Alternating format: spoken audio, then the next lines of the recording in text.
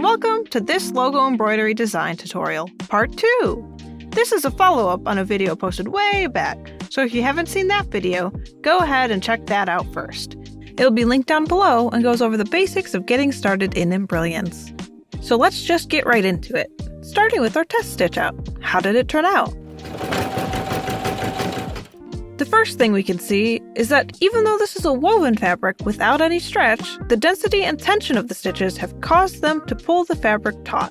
That pulling begins to warp the design, and you can see how that ends up affecting certain overlaps when this orange bit here has pulled in the fabric to the right, so that when the white lines got added afterward, they were no longer centered between the two colors. Now if we look at the fills, the blue and green colors look beautiful, with no gaps between the stitches, just a nice, lush fill. However, the stitch density is so high that it's actually really stiff and not very malleable. If we want the design to sit nicely on a garment, we may want to loosen that density just a bit. Now the orange fill, on the other hand, doesn't look as good. It has a lot of these loose threads coming up, and I'm not sure what caused that. It could be a tension issue, but it also could be from the tightness of the density of the white lines cutting in and actually breaking some of the orange threads as they stitch over. And if we look at the back, we can see just how off the tension is for the white. The lines are really raised back here, and there's also a lot of little bird nests starting to happen. Because of how thin these lines are and how many stitches they have to pass through, the tension of the lines ended up too high and fighting against the bobbin thread. So let's move back into Embrilliance to solve some of these problems. But first, one thing I noticed was that there were a lot of jump stitches, which is when the needle ends on a shape and then has to jump a far distance to start the next, resulting in a loose thread crossing the design that has to be trimmed away at the end. Or, for this particular machine, the needle will actually tie off runs, stop stitching, reposition the needle, place a knot below the fabric, and start stitching again. To reduce some of those jumps, we're going to add in some runs.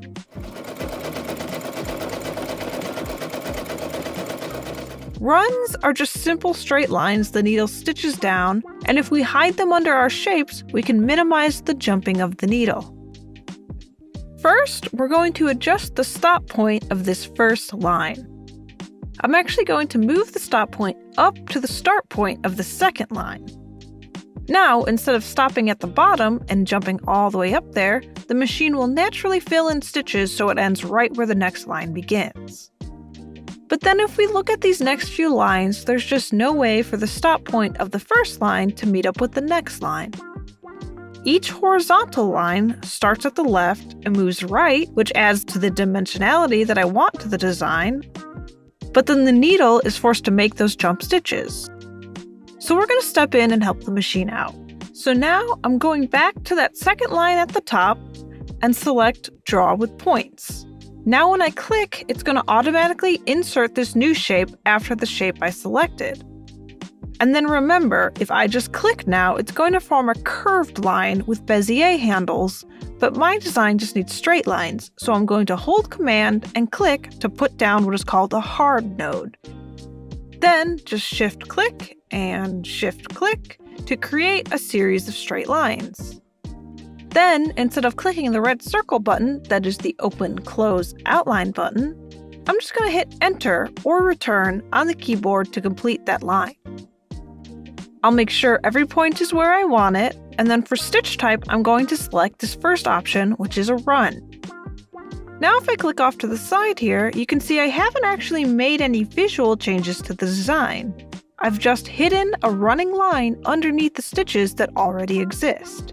So if I go back to the design tree, you can see I have this run, and then I have that satin stitch that was already there, and the run just helps go from the end point of that top satin stitch and bring the needle to the start point of the second satin stitch without having to make a huge jump. You can see better what I'm talking about if we go to the stitch simulator.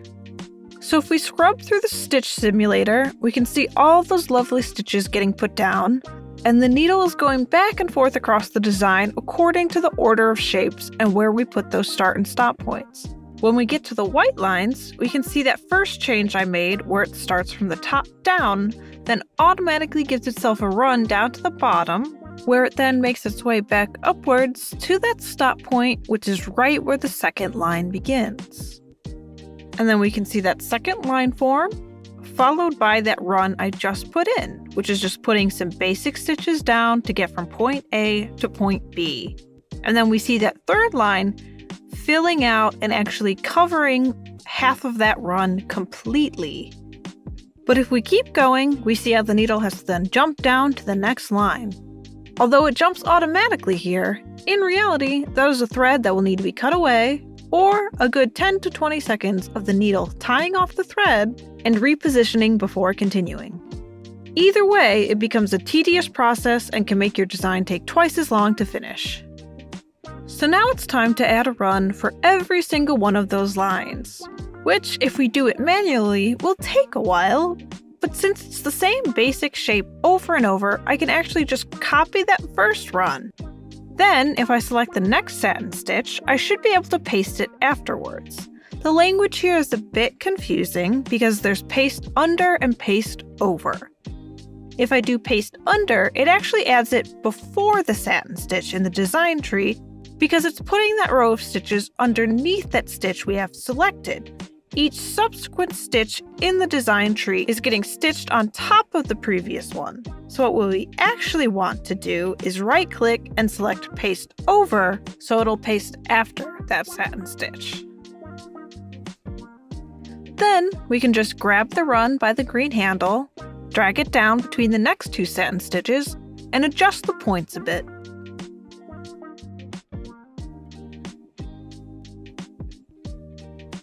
And then we select the next line, which actually runs into our next vertical line.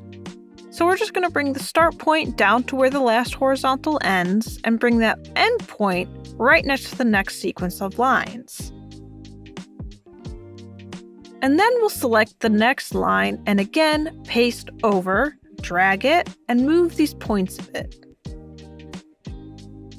And if we check the stitch simulator again, you can see how much smoother the needle path is without all those jumps. So we're just going to keep selecting each satin stitch, pasting over the run, making adjustments, and shifting the start and stop points on the larger vertical lines to make sure the needle is moving as seamlessly as possible between each stitch. You can start to see that each time I add one of these runs, those dotted red lines begin to disappear because all those red lines are warning you about is that there's a needle jump there. So now I'm just going to finish up the last couple of runs, and then we get to a point where I don't have anywhere to hide the run. This last row of horizontal lines ends with the orange shape. I could add an outline to the whole design to have somewhere to hide those runs under, but for now, I'm okay with there being a few jumps just on the end here. Overall, the needle path has improved significantly, and you can see that if we go through the stitch simulator one more time. So now that we've taken care of those jump stitches, let's move on to refining the density of the design. So the first thing we're going to do to fix that is select all of these fills from blue to green and decrease the density, which means I'm actually going up from 5 point to 6 point. As I noted when I reviewed the test stitch out, the density is quite high, packing the fabric full of excess stitches and preventing it from being malleable. Density is measured in tenths of a millimeter, so 5 points means that there are actually 5/10ths of a millimeter between each row of stitches. Going up to 6 points means we're adding another 1/10 of a millimeter, thus widening the gap between the rows and putting down fewer stitches overall. I know that's a bit hard to wrap your head around, but just remember that the higher the number is, the less dense it is. And as a general rule, never go below 5 points on your density. This is going to help your design lay neater on the garment and lower the risk of tearing holes into the fabric with repeated needle punctures. We're still going to leave the underlay as it is because that's what's going to keep the design looking nice and full without revealing the fabric through the design. Now, to fix that second problem, where the design is pulling the fabric taut and warping the final result.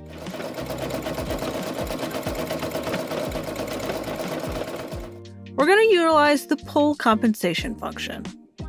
Pull compensation recognizes the tendency for fabric to stretch and pull, and adds stitches to compensate to keep your shapes and their overlaps the same as you intend them. So I'm going to increase this minimum to 2 points, which means 0.2 millimeters of compensation will be added to the fill.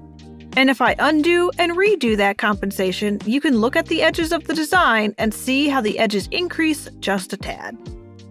I'm also going to take a moment and manually stretch the fills out a bit. That should help with the overlapping shapes and make sure there's a strong base for the white lines to get added to.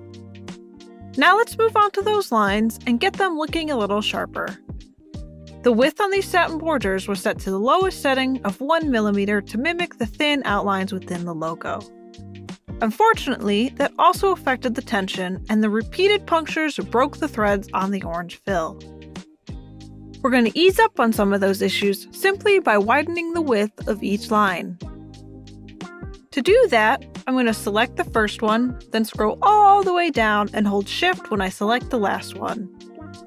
With all the lines highlighted, I'm going to widen them all at once, and 2 millimeters looks like a bit too big, so let's go back down to about 1.5. And then I'm going to go back up and select just a couple lines that I want to stand out and widen them even more. These front ones, I'll make 3 millimeters and 2.5 millimeters, so it still feels like the overhang from our walkway here is coming forward in space. And then, these angled lines over here I'll also make wider to differentiate the edge of the building rather than just the outline of windows. Last but not least, we're going to decrease the density from 4-point to 5-point. Like I said before, the 4-point tension is just too tight. Small lines like this might reveal more of the threads underneath with the looser density, but with embroidery, it's less about making sure each fill is perfectly lush and dense, and more about making sure the final design sits nicely on your garment and looks good from a foot away. Now that we've made all those changes, it's time to send the design to the machine and try our second test stitch out.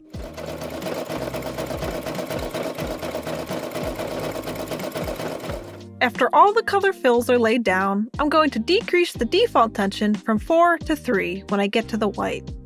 Hopefully, that will also help with the tension issues and keep the lines from getting too taut. As we watch the machine go, you can already see how much cleaner that needle path is, quickly stitching down those runs without having to jump all over the place. From that test, we can already see that the tension has been reduced and there's not as much puckering around the entire design. If we look closer, we can tell that there's overall a lot less stitches, and I can feel that the design is laying flatter against the fabric. I also like the definition that we're getting in these wider white satin stitches. Unfortunately, and this is why we test a design multiple times before we get to the garment, the fills did get a little skewed in the corner here and affected the registration again.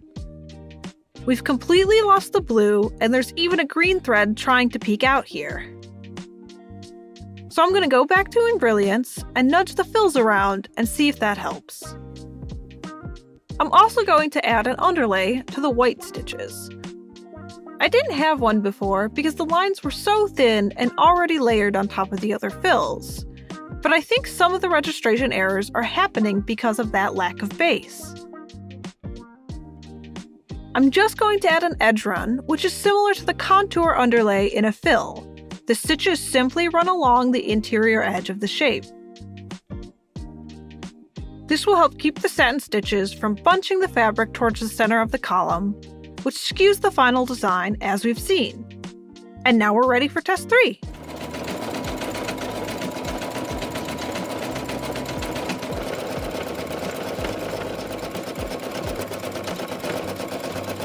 And now if we look at the final results, we're not getting the same registration problems in the corner.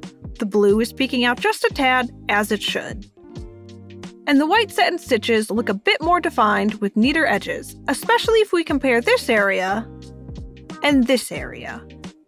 If you zoom in with a microscope, you're going to find a few problems, maybe skip stitch here and there. But overall, I'm really happy with the design and it looks great from a foot away, which is how most people are going to view your design. All I might do from here is nudge shapes a bit more. Other than that, this design is complete and ready to be embroidered onto any woven fabric.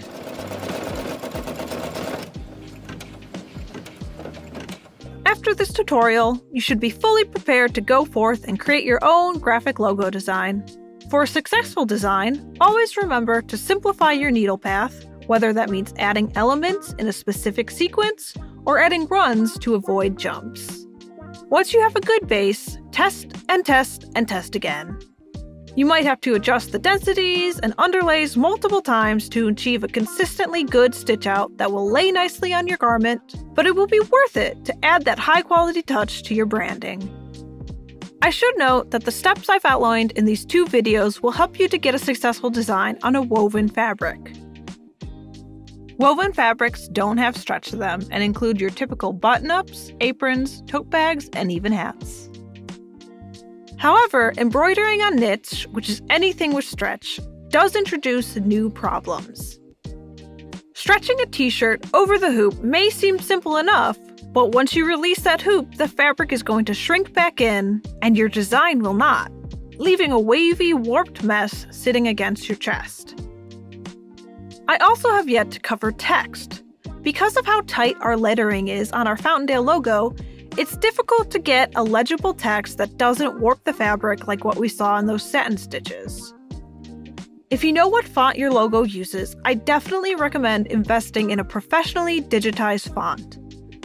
I recommend checking out the BX font selection from Digitizing Made Easy, which I'll link below. Each font is about $10 for the entire alphabet, numerical digits, and the most widely used symbols. But if you're patient, I'll also be working on a video specifically focused on digitizing font. Until then, go forth and have fun designing your very own logo. Enjoy!